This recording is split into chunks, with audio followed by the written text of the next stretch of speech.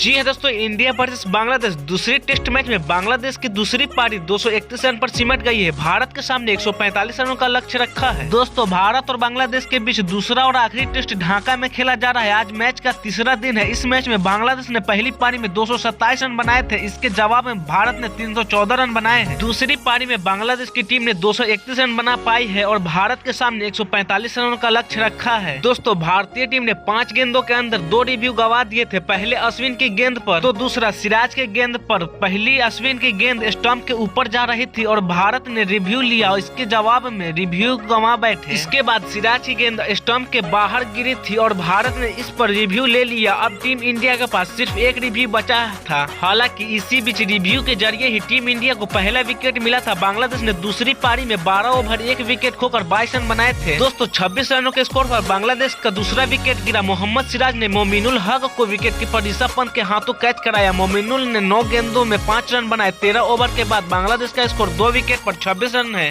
उसके बाद जाकिर हसन के साथ कप्तान साकिब क्रीज पर थे। दोस्तों, 2 विकेट के नुकसान पर बांग्लादेश का स्कोर 50 रन के पार जा चुका था। साकिबुल हसन और जाकिर हसन क्रीज पर मौजूद थे। साकिब एक बार फिर तेज गति से रन बना रहे हैं और अपनी टीम को बेहतर स्थिति में पहुंचा रहे थे। भारत के पास अभी भी अच्छी बढ़त है। दोस्तों, 51 रनों के स्कोर पर बांग्लादेश का तीसरा झटका लगा। साकिबुल हसन 36 गेंदों में 13 रन बनाकर आउट हो चुके थे। जयदेव उनादकट ने उन्हें शुभम गिल के हाथों कैच कराया। उसके बाद बांग्लादेश की टीम मुश्किल में फंस गई थी। अभी भी भारत के पास बढ़त बनी हुई है और बांग्लादेश के 3 अहम बल्लेबाज आउट हो चुके हैं। 30 ओवर के बाद बांग्लादेश का स्कोर 3 विकेट पर 66 रन था।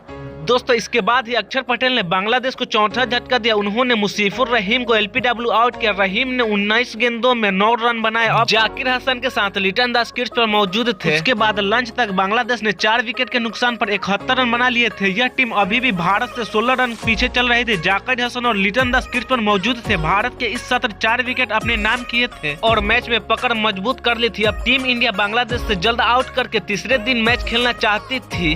भारत के लिए इस पारी में अश्विन, अक्षर उनादकट और सिराज ने 1-1 विकेट लिए थे। भारत को 6 विकेट लेने थे, जबकि बांग्लादेश की टीम 16 रन की बढ़त खत्म कर भारत के सामने बड़ा लक्ष्य रखने की कोशिश कर रही थी। छोटा लक्ष्य मिलने पर भारत आज ही मैच अपने नाम करना चाहता था।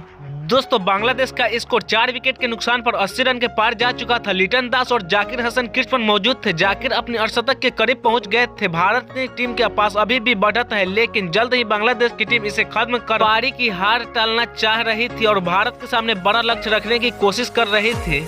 इसके बाद बांग्लादेश का स्कोर 4 विकेट के नुकसान पर 90 रन के पार जा चुका था। इसके साथ ही भारत की बढ़त खत्म हो गई थी। अब बांग्लादेश की टीम भारत के सामने बड़ा लक्ष्य रखने की कोशिश कर रही थी। जाकिर हसन एक छोर पर जमे हुए थे और एक बार फिर बड़ी खेलने की कोशिश कर रहे थे। हालांकि दूसरे छोर पर जाकिर हसन को किसी भी साथ नहीं मिल रहा था। अगर लिटन दास भी बड़ी पारी खेल पाते हैं तो बांग्लादेश भारत के सामने चुनौतीपूर्ण लक्ष्य रख सकता था।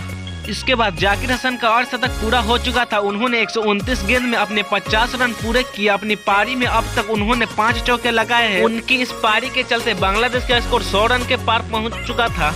इसी के साथ भारत की बढ़त खत्म हो रही थी और बांग्लादेश की टीम आगे निकल चुकी थी। जाकिर के साथ लिटन दास भी अच्छी बल्लेबाजी कर रहे थे। अब बांग्लादेश की टीम भारत के सामने बड़ा लक्ष्य रखने की कोशिश कर रही थी। इसके बाद 102 रन के स्कोर पर बांग्लादेश की आधी टीम पवेलियन लौट चुकी थी। जाकिर हसन 135 गेंदों में 51 रन बनाकर आउट हो चुके थे। उमेश यादव ने उन्हें मोहम्मद सिराज के हाथों कैच कराया। अब बांग्लादेश की टीम मुश्किल में आ चुकी थी। इसके बाद लिटिन दास के साथ मेहदी हसन क्रीज पर मौजूद थे। 45 ओवर के बाद बांग्लादेश का स्कोर 5 विकेट के नुकसान पर 112 रन के स्कोर पर पहुंच चुका था। इसके बाद 113 रनों के स्कोर पर बांग्लादेश का 6ठा विकेट गिरा। अब अक्षर पटेल के हाथों मेहदी हसन आउट होकर चले गए।